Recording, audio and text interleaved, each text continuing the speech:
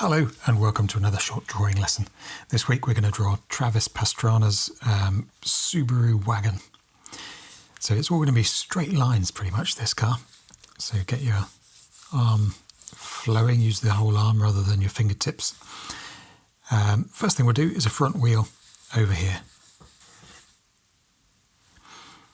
And we're going to use however big your front wheel is to measure the length of the car and other features. So this distance here, measure one more of those, two more of those, and a quarter, and draw a second wheel. And I'm going to try and make that a tiny bit bigger just to enhance that wedge shape. Next, we need a nice straight line that cuts right through the tops of those two. And overhangs, so we can work out the overhangs of the car. We need about 3/4 of a wheel at the front. So if that's one wheel, come back a quarter, and you can make that into your front bumper. And about the same sort of size at the back for the back bumper, but this one's a parallel line, so a rectangle. We need the bottom of the car, pretty close to the ground, about there. And then we've got a big sort of air dam front spoiler thing at the front. At the back it will tilt upwards slightly. That's the diffuser. And now we can go back to the front here and put the grille, which slopes backwards slightly as well. And then we need a nice wedge-shaped bonnet, or hood if you're in America. That gets higher at this end than this end. And then once you get past that front wheel, it can follow this line here parallel all the way to the back. At the back here, we can do a sort of steep section which has a rear light on. Now we've got that bottom part, we can put the front edge of the door, which is a vertical section there just behind the front wheel. There's a sill which makes the bottom edge, and the back edge pretty much vertical, about here. You want a bigger front door than back door. And now the windscreen starts on this line a bit below this horizontal, about here somewhere. And it's about 45 degrees, maybe a little bit flatter. And then it's going to go back here, and this line definitely wants to get higher as it goes further back. So not parallel to this, it wants to get higher still before dropping down to meet this point.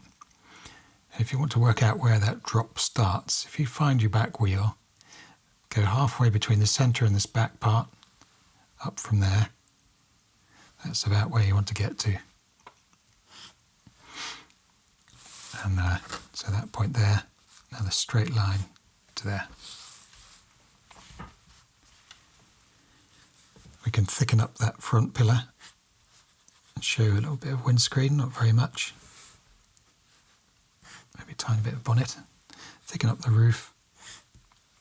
There's a spoiler to add on there as well. Need to thicken up this pillar at the back here.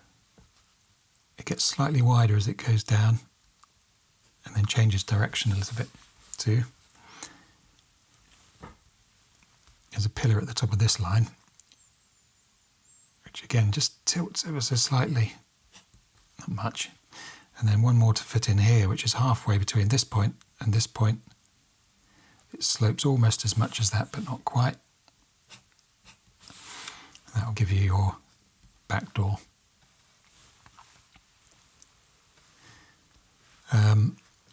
That's the basic kind of silhouette. So now we can try and make the drawing look nice. It doesn't really look great at the moment, does it? So we'll add a floor so that it's not floating. And we'll start to make it feel a bit more three-dimensional by adding shade underneath the car. So you can either press harder or draw a thicker line. We'll show the wheels on the far side, that helps a lot.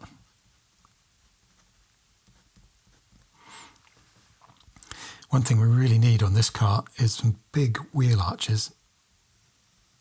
It's got quite a lot of suspension travel, so it comes right up almost to that top edge there, not quite that far, but you want plenty of space above your wheels.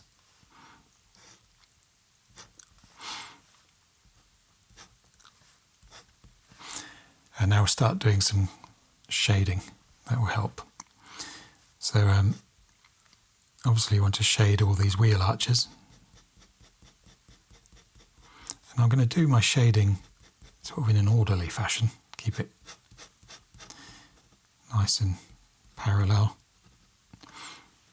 If I was drawing something organic, then I'd probably do my shading in lots of directions. Because this is man-made, I want it sort of fairly tidy feeling. The diffuser section, that seems to be carbon or something, so that's also going to be coloured in dark. Any undersides of things can be a little bit darker. So that includes under the bumpers there, they've got overhangs. These rear lights are fairly tinted. I've got the grille there, which has a bit of a kink in it, and horizontal blades. There's a wing mirror, just a rectangle with a support of some sort. Some door handles. And I like to show the underside of the roof. Again, it's just like showing the wheels on the far side. It gives the car a bit more depth. Same with that pillar there at the back.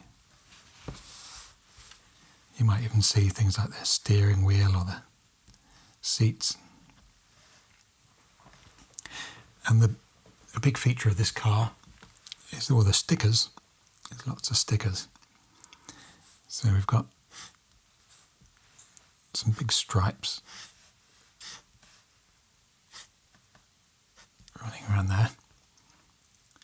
And I'm not going to do all the text because that would just be way too much detail for a simple sketch like this. I'm just going to draw boxes for where these bits of text are. And I'm doing them as lightly as I can as well, because I don't want them to be more bold than the main lines of the car. They're the important ones. And these stickers are sort of secondary. There's some on the windows as well.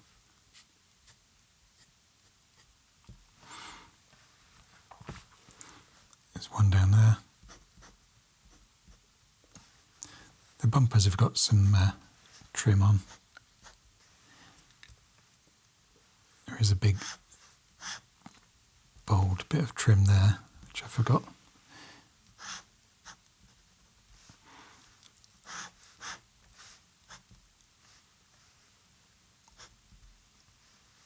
And I think the wheels need a little bit of detail. And again, just like with the text, it would be too much to draw every little spoke and everything on there on a drawing like this. They've got 8 spokes, I think. So I'm just going to suggest the gaps between those spokes.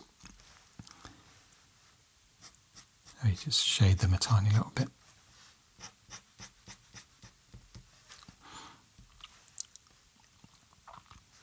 Oh, there's some rather groovy slats on the back window. They were very popular in the 70s when I was a kid. And these windows are really tinted, so I'm thinking I probably ought to shade those in.